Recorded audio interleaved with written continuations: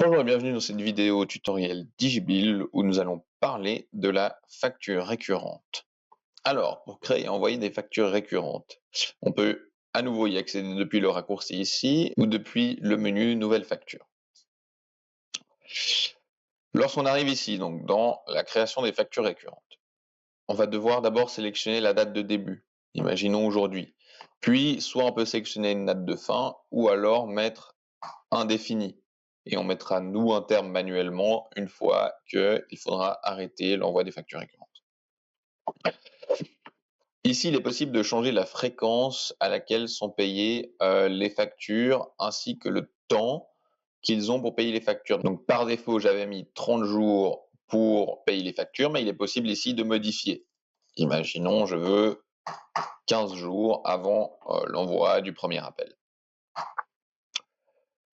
Répéter, donc on peut sélectionner des modes automatiques entre hebdomadaire toutes les 2 semaines, mensuel ou alors personnalisé. Ici, pour l'exemple, je vais mettre mensuel, donc on voit que la facture sera envoyée tous les 30 jours. Ou alors, si je personnalise, ici, je peux sélectionner X jours, disons mensuellement.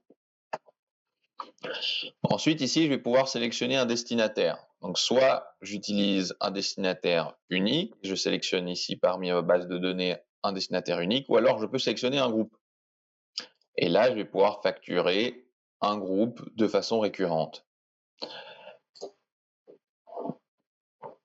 Ici, le logo, il est de nouveau possible de le modifier si on le veut, d'ajouter du texte libre en dessous des adresses si nécessaire.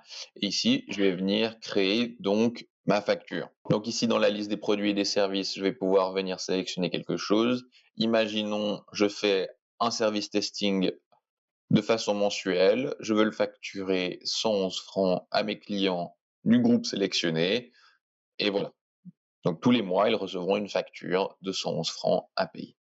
À nouveau, je peux ajouter un nouveau produit ou un autre service si nécessaire, faire une remise, ajouter du texte ou modifier les notes en bas de page et insérer une pièce jointe si nécessaire. Et ensuite, lorsque je poursuis, c'est comme pour l'envoi de factures groupées ou l'envoi de factures à un groupe, je vais pouvoir sélectionner les différents canaux d'envoi. Ici, je veux que ça s'envoie par email, donc je supprime les courriers et j'active les emails. Finalement, ici, j'ai un résumé de la facture avec le montant, la date de début, date de fin indéfinie, date d'échéance les 15 jours. Prochaine échéance, c'est donc aujourd'hui. L'envoi des factures sera fait par email pour un montant total de 0. Enregistrer. Dernier contrôle, enregistrer. Et maintenant, lorsque je vais à la liste des factures, je vois ici que ma facture récurrente est actuellement active. Et je peux décider ici de la mettre en pause. Donc l'envoi va s'arrêter. Ensuite, je peux la reprendre à tout moment, si je veux reprendre dans 2 mois par exemple.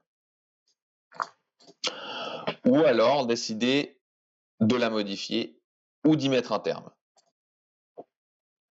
Et que je confirme, la facture récurrente sera terminée. Pour ce qui est de la gestion des factures, on traite déjà du sujet dans une autre vidéo tutoriel. Ce sera tout pour ce qui nous intéresse pour celle-ci. Si jamais vous avez des questions, n'hésitez pas à les laisser en commentaire. À nouveau, vous trouverez d'autres vidéos tutoriels comme celle-ci sur notre chaîne. Si vous voulez nous contacter, vous pouvez seulement le faire par email ou par téléphone. En attendant, à bientôt.